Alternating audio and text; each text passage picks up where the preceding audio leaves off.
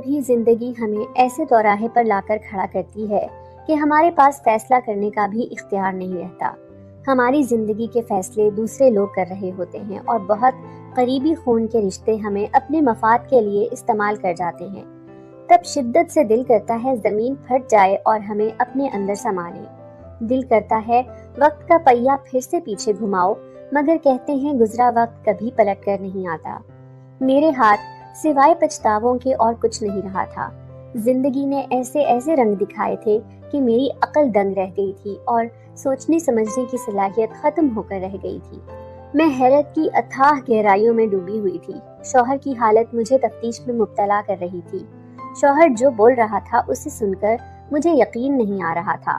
اس کی باتیں سن کر مجھے اس پر پاگل پن کا گمان ہونے لگتا تھا۔ ایک طرف شوہر، دوسری طرف بہن، دونوں کی باتیں میرے سر کے اوپر سے گزر رہی تھی۔ مجھے کچھ سمجھ نہیں آ رہا تھا، یا شاید اس اچانک افتاد پر میں بوکھلا گئی تھی اور اپنے حواس کھو بیٹھی تھی۔ اس وقت میری بہن مجھے کسی ڈائن سے کم نہیں لگ رہی تھی۔ بچپن سے سنتے آئے ہیں ڈائن بھی 7 گھر چھوڑ کر وار کرتی ہے۔ اس نے تو میرے پیٹ میں چھرا گھونپا تھا، اپنا سارا ملبہ مجھ پر گرا دیا۔ میرا دل دکھ سے پھٹنے کے قریب ہو رہا تھا۔ میرے 2 عزیز از جان رشتے جن سے میں بہت محبت کرتی تھی، ایک نے میرا مان توڑا تھا تو دوسرے نے مجھے سارے کا سارا توڑ کر رکھ دیا۔ میرے دل میں درد کی ٹیسیں اٹھ رہی تھی۔ ایسا لگتا تھا میرا دل بند ہو جائے گا۔ شوہر کی آنکھوں میں پھیلی بے اعتباری نے مجھے بہت کچھ باور کروایا تھا۔ میرا سارا وجود زلزلوں کی زد میں تھا۔ میں سکتے کی کیفیت میں چلی گئی تھی۔ مجھ سے کچھ بولا نہیں جا رہا تھا۔ میں بولنا چاہتی تھی مگر میرے ہونٹ ہلنے سے قاصر تھے۔ صدمہ ہی ایسا لگا تھا جب میری بہن اور میرے شوہر نے، میرا نام شفا ہے، میں ایک ایسے گھر میں پیدا ہوئی جہاں پر پہلے سے غربت نے اپنے ڈیرے ڈالے ہوئے تھے اور میری کوئی گنجائش نہیں تھی۔ مجھے اس آس میں پیدا کیا گیا کہ شاید اب کی بار بیٹا ہو، مگر جب میں پیدا ہوئی تو سب کا موڈ بہت خراب ہوا۔ کسی نے میری طرف دیکھنا بھی گوارا نہیں کیا۔ میری امی اس حد تک دل برداشتہ ہوئی کہ مجھے دودھ پلانے سے بھی انکار کر دیا، کیونکہ پہلے میری 2 بڑی بہنیں تھیں اور اب تیسری بھی بیٹی پیدا ہوئی تو والدین کا دل برداشتہ ہونا تو بنتا تھا۔ ایسے میں جب سب نے میری طرف سے لا تعلقی کا اظہار کیا تو میری بڑی بہن سائمہ نے مجھے اپنی گود میں اٹھایا اور پیار کیا، اور وہی میری ماں بن گئی۔ وہ خود تو 15 سال کی تھی مگر مجھے پھر بھی اچھے سے سنبھالتی تھی، میرے لیے فیڈر بناتی تھی، میرے سارے کام وہ اپنے ہاتھوں سے کرتی تھی۔ میں سائمہ آپی کو آپی بولتی تھی، یہاں تک کہ میرا نام بھی آپی نے ہی شفا رکھا تھا۔ میری ماں بھی آپی تھی اور باپ بھی آپی ہی تھی۔ ماں باپ کا پیار تو میں نے کبھی دیکھا ہی نہیں تھا۔ میرے بعد امی کو پھر بیٹے کا شوق چڑھا۔ سد شکر کہ اس بار انہیں بیٹا ہی ہوا، ورنہ بیٹے کی آس میں بیٹیوں کی قطار لگ جاتی۔ بیٹا ہونے پر گھر والوں کی خوشی کا کوئی ٹھکانہ نہیں رہا تھا۔ اب ہمارا بھائی ہوا تھا جس کا نام بادشاہ رکھا گیا تھا۔ دھوم دھام سے اس کی چھٹی ہوئی تھی اور اس کی ہر سالگرہ بھی دھوم دھام سے ہوتی۔ ہم بہنوں کے پیدا ہونے کی تاریخ بھی ماں باپ کو یاد ہی نہیں تھی۔ میں، آپی اور اپنی باقی دونوں بہنوں کی طرح خاموش اور صبر شکر کرنے والی لڑکی تھی۔ بھائی ہم تینوں بہنوں کو بھی بہت پیارا تھا۔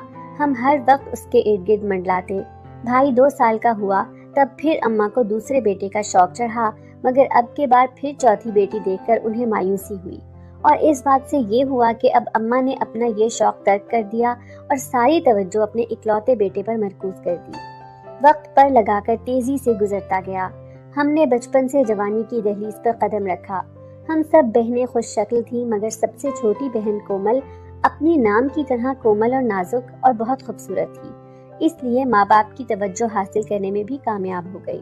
شاید بیٹے کی خوشی تھی جو امی ابو کومل کو بہت پیار دیتے تھے، ورنہ ہم تینوں بہنوں کو تو کبھی پیار سے دیکھا بھی نہیں۔ ہم تینوں بہنیں سارا دن کام کاج میں جٹی رہتی اور فارغ وقت میں سلائی کڑھائی کرتی، مگر امی نے ہمیں زندگی گزارنے کے طور طریقے ضرور سکھائے تھے تاکہ اگلے گھر جا کر ان کا نام بدنام نہ ہو۔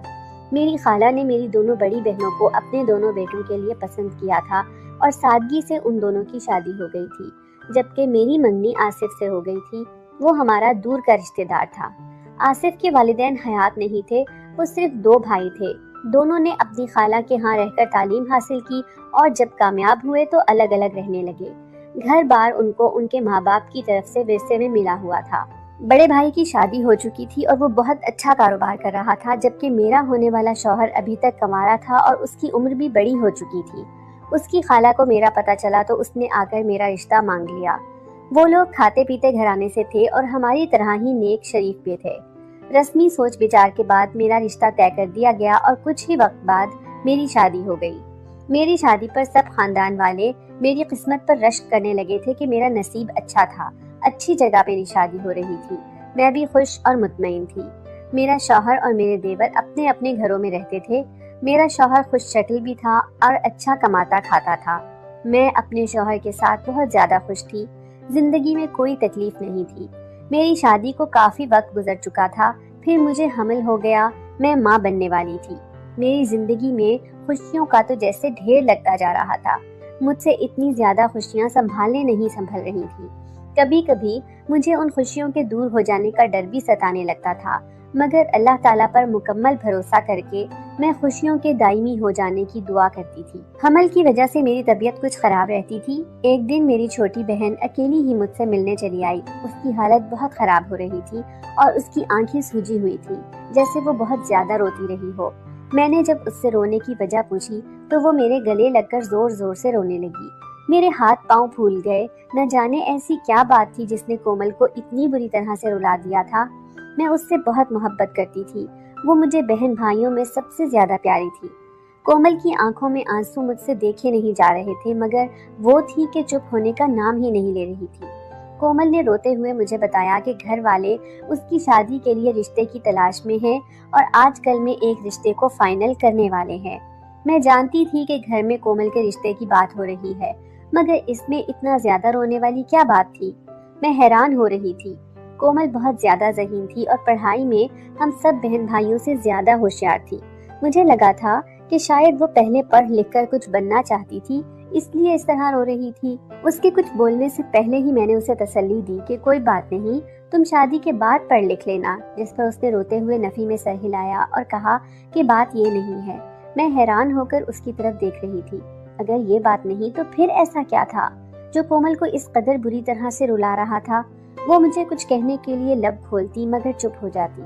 میں نے اس کے ہاتھ تھام کر اس کا حوصلہ بڑھایا تاکہ اس کے دل میں جو بھی بات ہے وہ بلا جھجک مجھے کہہ دے۔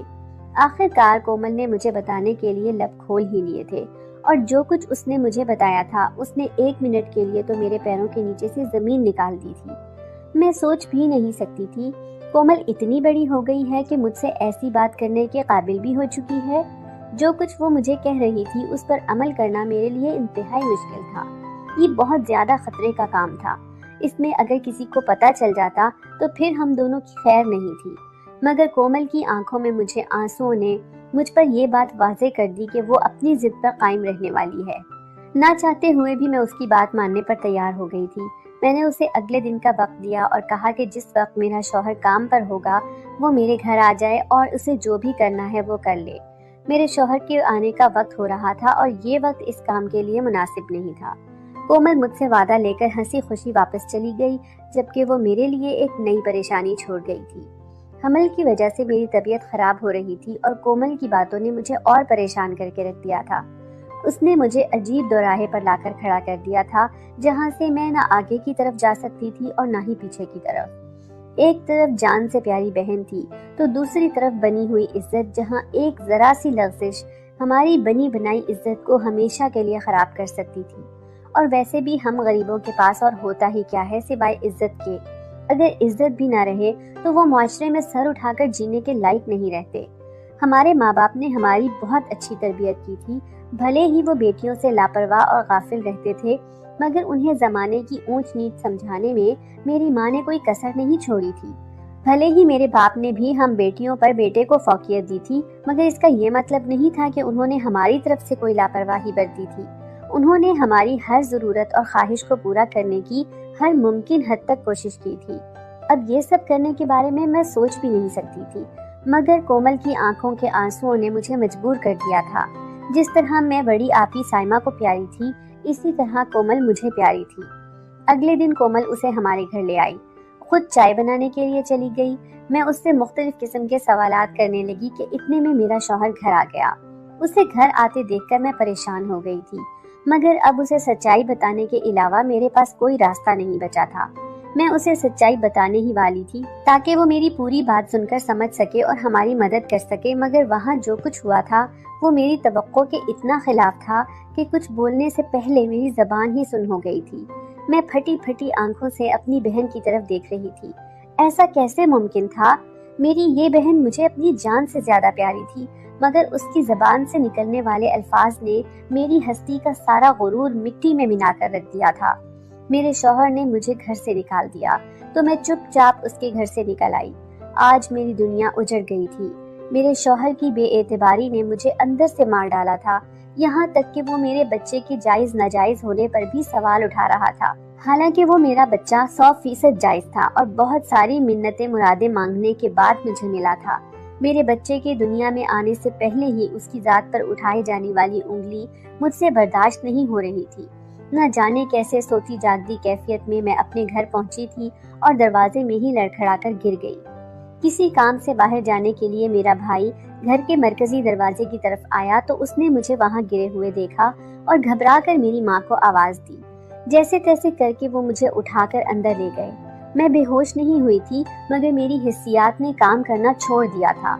मुझे लगने वाला सदमा ही इतना बड़ा था कि मुझसे संभल ही नहीं पा रहा था। मेरा दिल कर रहा था कि जमीन फटे और मैं इसमें समा जाऊं। मेरे किरदार पर लगने वाले इल्जामात ने मुझे बहुत ज्यादा दिल बर्दाश्ता कर दिया था, क्योंकि मैंने हमेशा साफ सुथरी जिंदगी गुजारी थी। मैंने खुद को अपने शौहर की अमानत समझते हुए उसके लिए संभाल संभाल कर रखा था। हालांकि मेरी खूबसूरती को देखकर कॉलेज में बहुत सारे लड़कों ने मुझे शादी की ऑफर्स भी की थी। कुछ ने अपनी गर्लफ्रेंड बनने के बाद मुझे बहुत सारे पैसों और तोहफे तोहफे देने का लालच भी दिया था, मगर मैंने उन सब की पेशकश को मुस्तरद कर दिया था। मैं चाहती थी कि मेरा जो कोई भी शौहर हो, मैं उसे अपनी पाकीज़गी और ईमानदारी को तोहफे में दूंगा। मैं जब अपने शौहर के निकाह में गई थी तो पाकीज़ा थी। ये बात मेरा शौहर अच्छी तरह से जानता था, मगर इन सब के बावजूद उसने मुझ पर इतनी बड़ी तोहमत लगा दी थी। न जाने वो ऐसा क्यों कर रहा था, मगर फिर मुझे पता चल गया कि मुझ पर इल्जाम लगाना तो बहाना था। असल मकसद तो उनका कुछ और ही था। मेरी बहन ने मेरे साथ ज्यादती की थी और मैं इस बात से बेखबर थी। उस दिन जब रोते हुए मेरी बहन मेरे घर आई थी तो उसने कहा था कि घर वाले उसकी जबरदस्ती शादी करवा रहे हैं, जबकि वो ये शादी नहीं करना चाहती। वो किसी और लड़के को पसंद करती थी और इसके अलावा किसी और के साथ शादी करने का सोच भी नहीं सकती थी। वो मुझसे बार बार उस लड़के से मिलने के लिए कह रही थी, मगर मैं उसे मना कर रही थी। उसकी जिद से तंग आकर मैंने उसे कहा था कि मैं एक बार उसकी पसंद के लड़के से मिल लूंगी। अगर वो मुझे पसंद आ गया तो वो घर वालों से बात करके अपना रिश्ता भेजेगा और मैं उन दोनों की शादी करवाने में उनकी मदद करूंगी। मेरे लिए ये बहुत मुश्किल काम था, क्योंकि इसमें मेरी अपनी इज्जत भी खराब हो सकती थी, मगर अपनी बहन की मोहब्बत में मैंने इस काम के लिए भी हामी भर ली थी। अपने शौहर की गैर मौजूदगी में मैंने उस लड़के को मिलने के लिए इस शर्त पर बुलवाया था कि अगर वो लड़का मुझे पसंद न आया तो कोमल एहतजाज का हक नहीं रखेगी और घर वालों की पसंद से चुपचाप शादी कर लेगी। मेरी बात सुनकर कोमल ने फौरन हाँ कर दी थी। मैं हैरान थी कि उसे आखिर इस बात पर इतना यकीन क्यों था कि मुझे वो लड़का जरूर पसंद आएगा, मगर वो लड़का तो एक बहाना था। कोमल का तो मकसद ही कुछ और था। अगले दिन वो मेरे शौहर की गैर मौजूदगी में उस लड़के को ले आई थी। मैंने अभी उसके साथ बैठकर 2-4 बातें ही की थी जब मेरी बहन चाय बनाने के बहाने वहाँ से उठकर किचन में चली गई थी।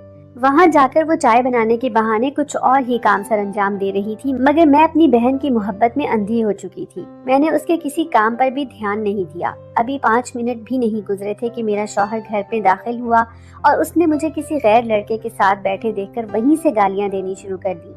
वो सख्त गुस्से में था और मुझसे खफा लग रहा था।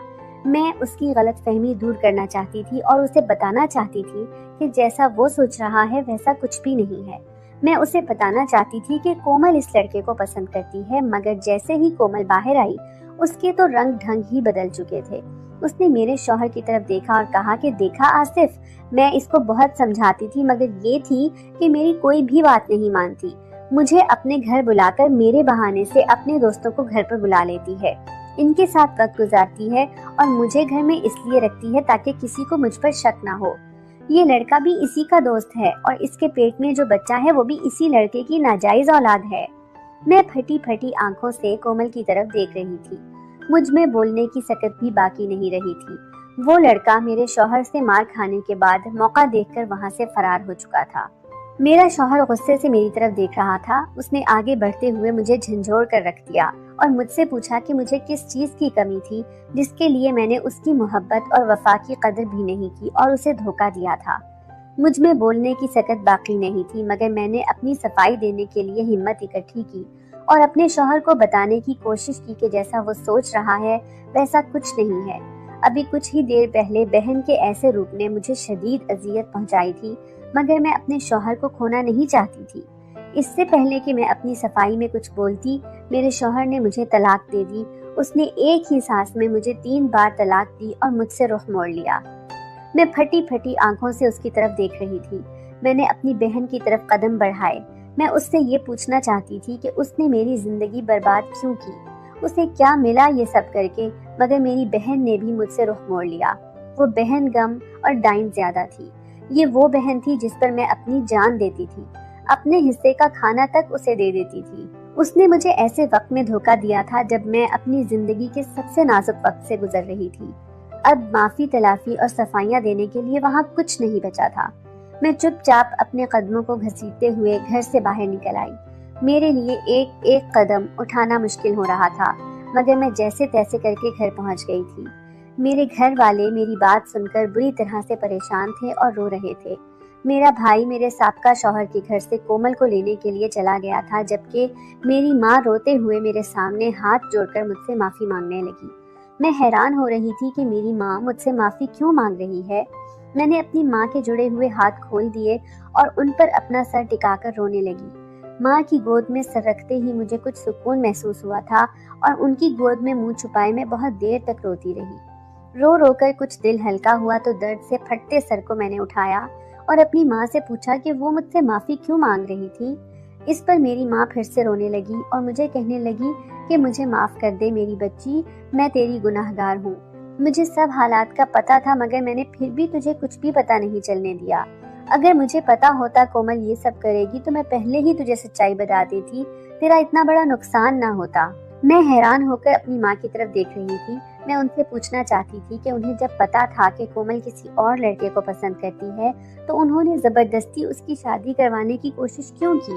میری سوالیہ نظروں کو میری ماں بھی سمجھ چکی تھی۔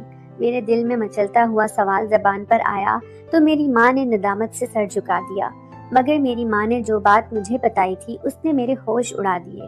مجھے لگا تھا کہ کومل نے خود کو بچانے کے لیے جھوٹ بولا تھا، مگر یہاں تو معاملہ ہی دوسرا تھا۔ اتنے عرصے تک وہ میری ناک کے نیچے کھیل کھیلتی رہی تھی اور مجھے اس بات کی خبر ہی نہیں ہوئی تھی۔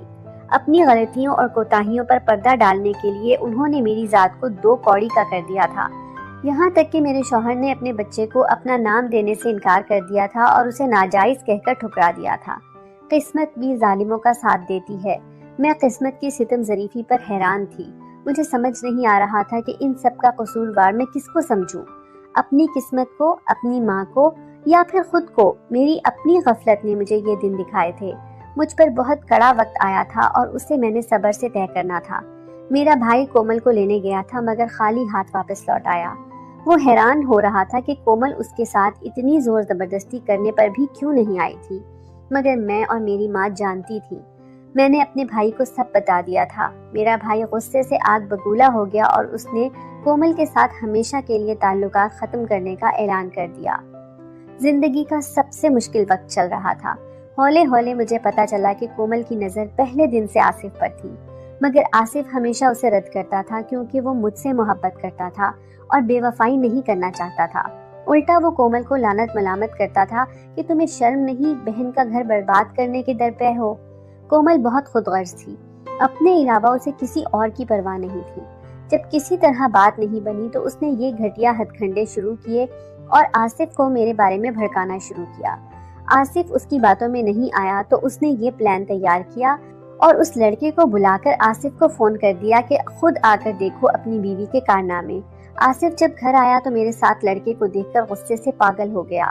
قصور آصف کا نہیں تھا، آصف کو جو کچھ دکھایا جا رہا تھا اسے وہی نظر آ رہا تھا۔ اب اس بات کو 1.5 سال گزر گئے۔ میرے یہاں بیٹے کی ولادت ہوئی تھی، میں نے اس کا نام ہاشم رکھا۔ کیسی قسمت لے کر آیا تھا میرا بیٹا، جو اس کے باپ نے ہم سے نظریں پھیر لی تھی، حالانکہ آصف کو کتنی ہی بے صبری سے اپنے بچے کا انتظار تھا۔ کومل کی خود غرضی یہاں ختم نہیں ہوئی تھی۔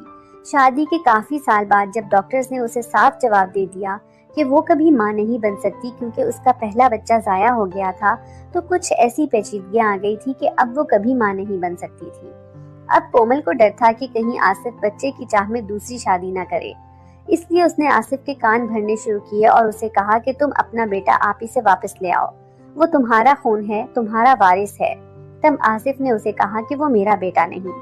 ناچار کومل نے آصف کو بتایا کہ نہیں، وہ آپ ہی کا بیٹا ہے۔ آپ ہی اور اس آدمی کے درمیان کوئی فزیکل رشتہ نہیں تھا، وہ دونوں بس ایک دوسرے کو پسند کرتے تھے۔ تب آصف کو کومل پر شک ہوا اور آصف نے حقیقت معلوم کرنی چاہی، مگر کس سے معلوم کرتا؟ مجھ سے، میرے گھر والوں سے تو وہ سالوں پہلے رشتہ ختم کر چکا تھا، مگر شاید اللہ تعالیٰ آصف کے سامنے حقیقت لانا چاہتا تھا۔ تبھی وہ لڑکا ایک دن آصف کو ملا اور آصف نے اس سے کہا کہ مجھے حقیقت بتاؤ۔ تب اس لڑکے نے بتایا کہ آپ کی بیوی بے قصور ہیں، میں نے تو اس دن پہلی بار انہیں دیکھا تھا، مجھے کومل نے ایسا کرنے کے پیسے دیے تھے۔ آصف غصے سے پاگل ہو گیا اور کومل کو طلاق دے کر گھر سے نکال دیا۔ اب آصف کے پاس پچھتاوے کے علاوہ کچھ نہیں بچا تھا۔ کومل بھی اپنے لیے واپسی کے سارے راستے بند کر کے آئی تھی، اس لیے اس نے دارالامان میں پناہ لی۔ کومل کے اٹھائے گئے ایک غلط قدم نے کتنے سارے لوگوں کی زندگیاں خراب کی تھی۔ کومل کسی اچھے لڑکے کے ساتھ شادی کرتی اور اپنا گھر بساتی اور اس کے ساتھ خوش و خرم زندگی گزار سکتی تھی، لیکن کومل نے ایک شادی شدہ آدمی کا گھر برباد کیا، اپنی بہن تک کو نہیں چھوڑا۔ اب اس کے ہاتھ میں کچھ بھی نہیں تھا۔ جس آصف کو پانے کے لیے وہ ہر حد پار کر گئی تھی، اسی آصف نے اسے طلاق دے کر گھر سے نکال دیا تھا۔ اسے مکافات عمل کہتے ہیں، جو دوسروں کے ساتھ برا کرتا ہے ان کے ساتھ پھر ویسے ہی ہوتا ہے۔ اللہ تعالیٰ ہمیں صحیح اور غلط کی پہچان عطا کرے اور سیدھے راستے پر چلنے کی توفیق عطا فرمائے، آمین۔